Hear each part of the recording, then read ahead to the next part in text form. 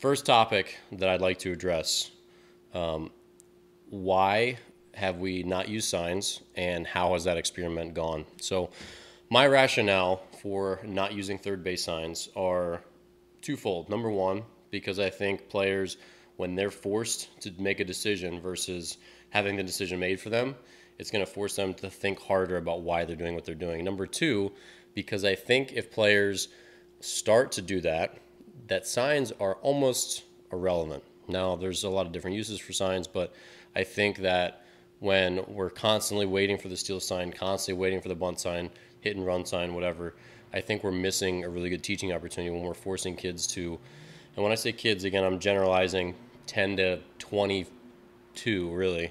I think we give them an opportunity to learn from failure and to really have to think hard about the decisions that they're making on the baseball field. And the more they think hard, the faster those decisions get made. So number one, the common signs that you would give as a third base coach. Number one, steal, bunt. Number two, bunt. Number three, hit and run. Number four, safety squeeze. Number five, suicide squeeze. Number six, take. Those are pretty much all of it. Obviously, like, you can wipe off, all that sort of stuff.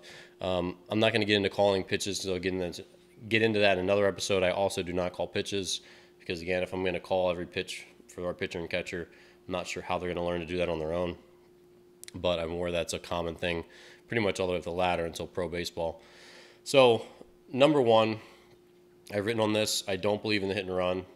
I believe the hit and run is such a narrowly effective strategy that it can easily take the bat out of a hitter's hands. When he gets a pitch he can drive, I think it can also make an at-bat extremely difficult for a hitter who might otherwise have a good plan. So when you hit and run, it's typically a situation where you have a contact hitter up, and obviously we're looking for a fastball count, and we're usually going at 1 out. So we are trying to just obviously hit the ball the opposite way. So if it's a right-handed hitter, he's going the opposite way. Left-handed hitter, he's pulling it to the second baseman side. And we're just trying to hit it there because as the runner's stealing, the second baseman's going to cover second, and it's going to leave that whole second base side vacated. So an easy ground ball can become a hit. The problem here, number one, when a pitcher throws a pitch, huge variability about where it's going to go. Whether he tries to throw low and away, tries to throw a curveball for a called strike, whether it actually makes it to that location, there's just huge amounts of variability. He may or may not do that. And depending on the quality of the hitter, he might get a pitch middle in for a righty that he can just drive into the left side pull gap, right into the left center. And now if we do a hit and run on that pitch, he has to, instead of driving a pitch that could potentially do damage, get us a couple runs, he has to then sort of give up and try to inside out that pitch the other way just so that we can play for like a stolen single. So there's obviously better times and worse times. If you have a very erratic pitcher, it's going to be much tougher to hit and run, and I'm sure a lot of good coaches wouldn't call the hit and run when there's a very erratic pitcher who might throw the ball any direction. When there's a pitcher who's very consistently fastballs low and away to righties, it makes a little more sense because we have a little more idea that he might throw a fastball low and away, that a righty can easily hit on the ground to the right side.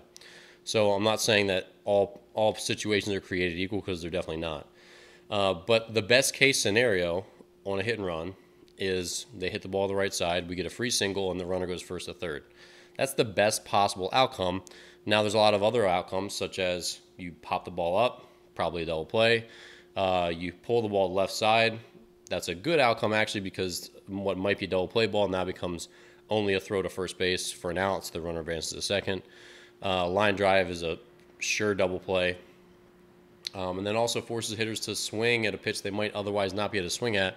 So maybe there's a fastball up middle of the zone. They have to try to hit on the ground on the right side. And instead of driving that pitch, they just instead pop it up, or they hit a weak ground ball to somewhere in the infield. So I'm not sure how beneficial a hit and run really is. It's at best, you get a single and a first, a third out of it.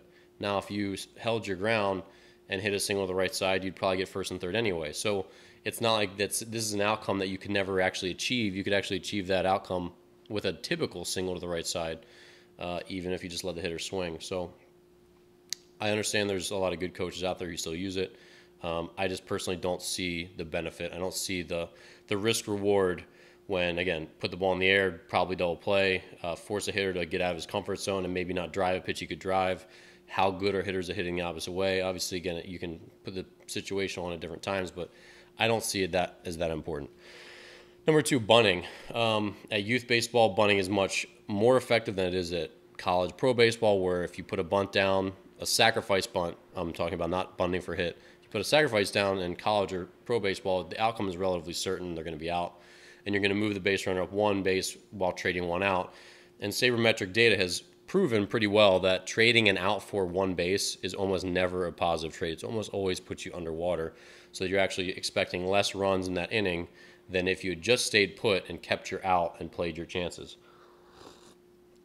So giving up an out for a run, except when it's like maybe the winning run or the tying run in the end of the game, in which case that will actually increase your win expectancy a little bit, almost never makes sense. So for us, sacrifice bunting, I have not sacrificed bunt once all year, and we'll probably make it to the whole season where we don't sacrifice bunt at all. And so then, okay, bunt sign. So we're not going to sacrifice bunt sign. So if we then put on a bunt for a hit, when do I need to put on a bunt for a hit sign?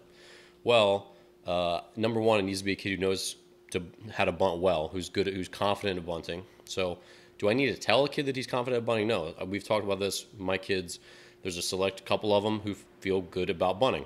So, okay, all right, if you guys feel confident in bunting, you're a candidate to bunt for a hit. So if you're a candidate to bunt for a hit, so I'm talking to 3 of you now, or 4 of you, when should you bunt for a hit? Well, not when it's like runners in scoring position because we need you to bat them home. Not when the infield is playing in or the corners are playing in. But basically, if there's a situation where we need a base runner, there's a runner on first or there's a runner on second, and that's probably the only situations there where their bases are clear, or then the third baseman or the first baseman is playing too deep. They're playing pretty far back. We can then go ahead, okay, I'm a guy who's good at bunting. I recognize the third baseman or first baseman are playing pretty far back, or if I put a decent bunt down, there's no shot they'll get me out. So this looks like a good time for me to bunt. There's not guys in scoring position where I could bat them home, which again, runner on second, that can be a good time if we get him to third and we get the runner to first, the hitter to first. But if it's like second and third or first and second, that's not a good time to bunt. We need a batted ball in most cases there. So if the situation is right, again, like base is empty, runner on first or runner on second only, and you're a good bunter, and first and third baseman, depending which way you want to bunt it, are playing deep, all the conditions are met for you to go ahead and lay down a bunt for a hit. Do I need to tell you that? I can recognize that situation just the same as our hitter can if he knows how to look for it. So if I've already taught him how to look for it, do I need to give him the sign? I don't. So again, in that situation, we're not going to sacrifice bunt, and I don't need to give him a sign if he's taught well enough when he should bunt. So there we go. Now, obviously, as a coach, I'm there to help spot things that they may not spot, right?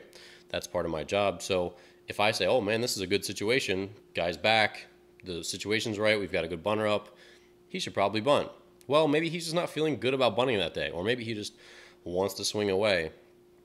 Or maybe this pitcher has a pretty nasty slider, curveball, throws pretty hard, and my guy's not super comfortable with bunting. I don't know that as a coach, so if I do put on the bunt sign for him, I don't know that he's not super comfortable putting that bunt down.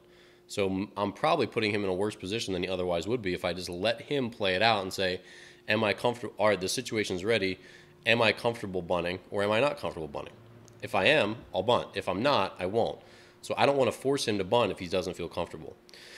Then as we go to stealing, same thing. There are stealing situations and there are not stealing situations. So stealing third base with 2 outs, stealing third base with no outs, those are bad stealing situations. We've talked about that as a team.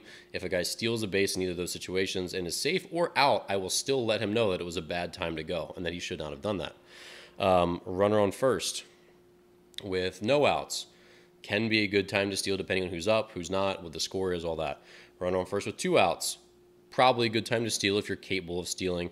Also, depending on who's up. If it's the 9 hitter who's up and the top of the lineup is coming up, probably best to stay put, let that guy hit, and we start fresh with 1 through 3 on the next inning.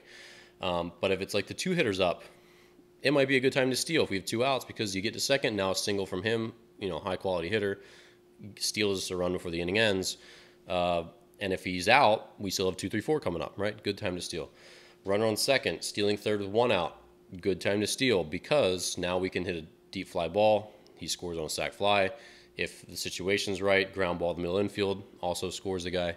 So there are good times and there are not good times. And if you teach your players well enough, they can identify them on their own. And then also, I don't want to tell a guy to steal when he doesn't feel like he has a good read on the pitcher, or he's just not comfortable with this pitcher yet. He hasn't had enough at bats. He hasn't watched him enough, and maybe his legs don't feel great that day. Whatever it is, maybe the dirt at first base is kind of soft, and he feels like he can't push off.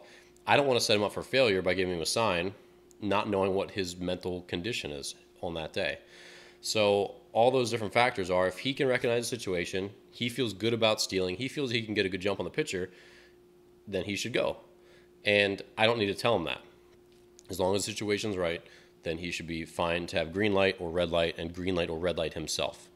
We've also talked about guys who can't steal bases, who are just too slow. We've said, hey, you don't really have the green light from us unless you're absolutely certain that you can steal the base because the pitcher has forgotten about you and it's a good stealing situation, then you shouldn't go. But we've also had some of our really slow guys steal bases because they've read the pitcher well and gotten a massive jump and walked into second base or third base, and that's completely fine. So we don't really need the steal sign, considering that's kind of how we have done things. Suicide squeeze, safety squeeze. I'm just not into it. I'm not doing it. So don't need that sign either. I just think that in that situation, I think there's just a lot of risk and reward that I'm not personally sold on as far as squeezing or safety squeezing. I think we can try to bat that run home. If we have one out, I'm pretty confident that run's going to score from third 65% of the time. I'm going to let him swing.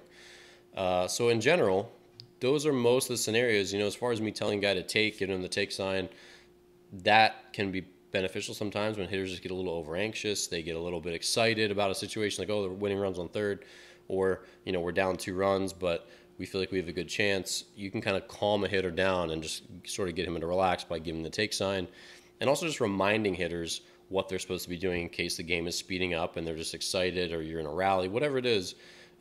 Helping them, remind them by giving them a sign. Those are valid reasons to give signs, but we just chose not to do that. So to this point in the season, we're about 2/3 through our season, and we're 14U baseball. We've had seemingly no ill effects. The guys that steal are safe almost all the time. The guys who don't steal typically don't steal unless they're going to be safe. We haven't lost any outs because of hit and runs. We haven't safety squeezed. We haven't bunted for a hit except when we've been safe. I think our bunt for hit rate has been extremely high because we only do it when we're pretty sure we can get away with it. So as far as all that goes, to me, it's been a pretty successful experiment. Every time we're out doing a dumb thing, stealing the wrong base at the wrong time, we've talked about it.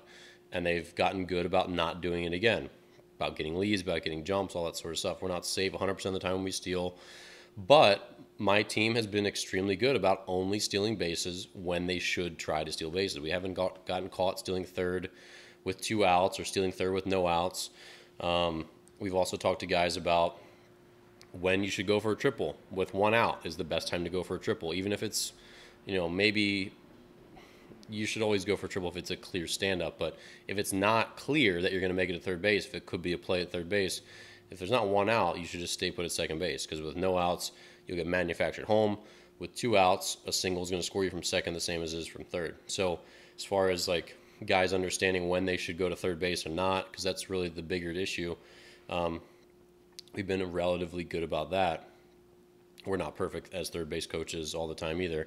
But our guys are starting to get the value of third base. And really that's what all this stuff comes down to, is what is the value of the next base and what is the value of the out that I might make in trying to get to that base or putting in a bunt or whatever.